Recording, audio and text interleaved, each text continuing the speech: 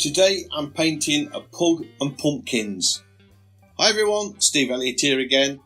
I'm back in Procreate today. It's been a while since I've used that, and this is my Halloween offering, and it's going to be a pug sitting or standing, I suppose, in a wheelbarrow full of pumpkins. And now, I don't know if you know, but legend has it that pugs can magically turn into dragons. So this dragon here has swapped his mountain of gold and jewels for a heap of pumpkins. Perhaps a bad choice, I don't know. Anyway, let me get on with the painting. I begin with a background layer, and I thought, this is all about pumpkins. They're orange.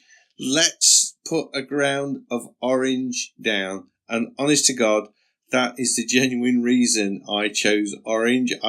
Not because I was thinking about colour schemes or anything like that. I was thinking about pumpkins. I thought, let's just do it orange and then take it from there.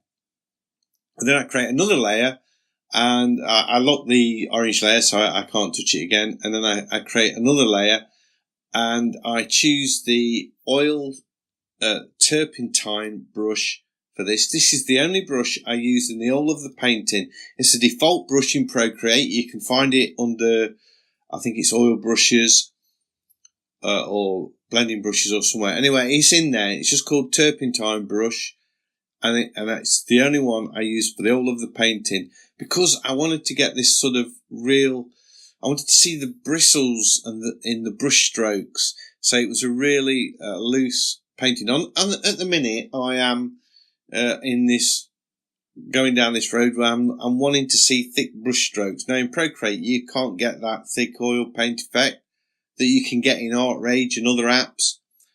So the next best thing I thought was this sort of, let's see the bristles effect, because I wanted to do this one in Procreate. So that's the brush I chose. So it would force me to paint very loose. Working on the background now, I'm just sort of painting in the pumpkins and sort of different coloured ones and some of the darker grasses and things, just putting those in. Still using that one brush. It's the only brush I've worked with throughout the whole of the painting. And just sort of adding little bits of detail, if you can call it detail. You might call it abstract or just sort of scribbly brushes. But I'm changing the colour all the time, putting sort of light areas of sort of burnt dry grasses, and then darker ones in there, as you can see, coming into gradually working in the middle ground, coming into the foreground, changing the colour slightly. And here I change the technique completely and start putting in dry twigs, I suppose, and dry grasses, and I want them to sort of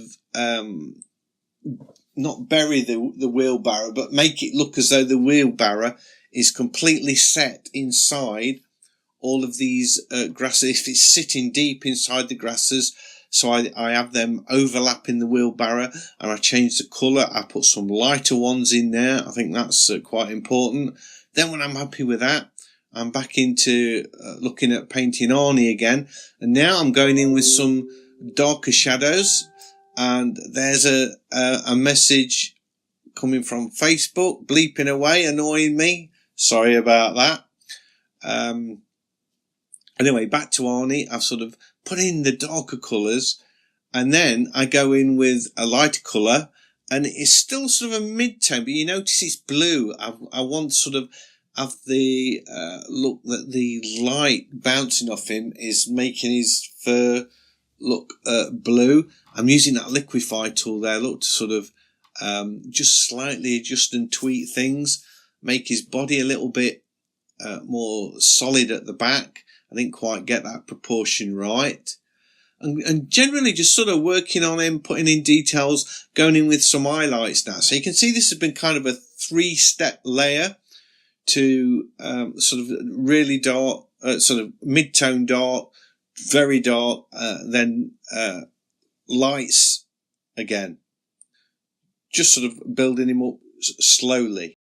One of the effects I did use a lot in this painting, and you just saw it then, was the liquify tool to sort of change the shape of objects and things, because obviously when I paint, I start off with very abstract shapes and sort of a rough approximation to where I want to end up to be. And then I refine that and then paint more detail and more detail and more detail. And sometimes, especially using that liquify brush, you can just sort of nudge shapes slightly and move them out of the way. You can see there that on the painting, the eyes aren't quite in line to the photo. The left eye. Yeah, the left eye is a little bit low, right as you're looking at it. So, you can use that for that. One thing I would say about using the liquify brush is that I don't think there's a way in Procreate where you can say adjust all of the layers in the layer stack or everything below it to, move the whole thing. Otherwise, if you're creating, say for example, I've got a layer there with the dog drawn in with grey, and then I go in with the eye with the browns and the light colours. When I use the liquify tool, it would, if it was on a separate layer, it would just move the top layer, so sort of the detail and everything underneath is left the same. So if you are going to use a liquify tool, you need to merge the layers down so that you can move everything in one go. I suppose you could, in theory, if you wanted to keep the layers separate, adjust each layer separately and do it like that, but that would be a bit faffy and time consuming. Now me, I'm not really for the way I paint, layers aren't a big deal to keep them separate, and I'm merging down all the time. I think the most I got to in this one was probably 3 or 4 layers before I was merging down again and making it all one. Because when you blend in, you get much nicer effects if all the colours are on one layer, and you could, say on the side of his head there, you could blend the green into the dark colour of the dog. This dog, by the way, is called Arnie. He's my daughter's pug, and he lives with her. I say he lives with her because she doesn't own him. He does his own thing, man. He's a pug, and pugs are quite stubborn. He's well behaved, and he walks, on the road well. You don't have to put him on a lead or anything like that.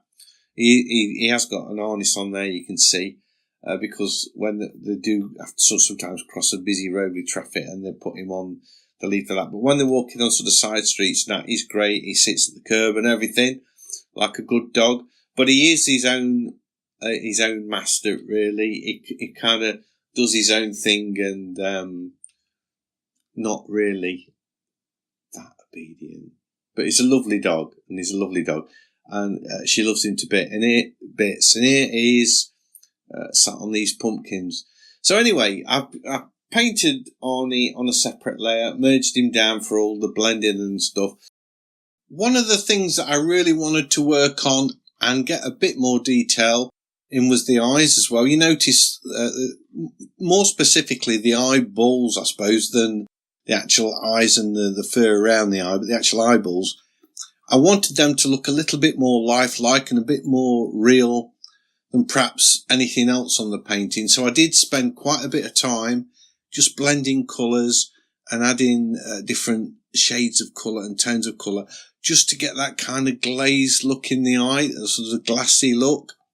And that was quite important. I spent quite a bit of time doing that, probably more so than anything else. And then once I got that right, I'm sort of back into sort of just really loose, random brush stroke, not random, but very loose brush strokes for the wheelbarrow here.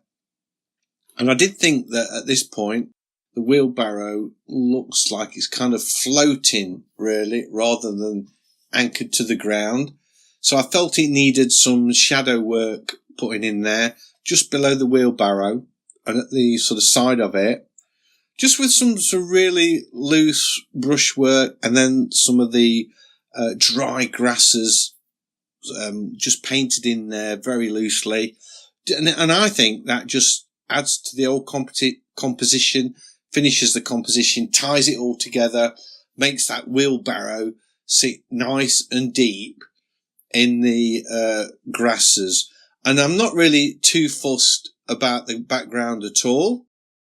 And you can see all them really rough brush strokes in the background on the grass and that.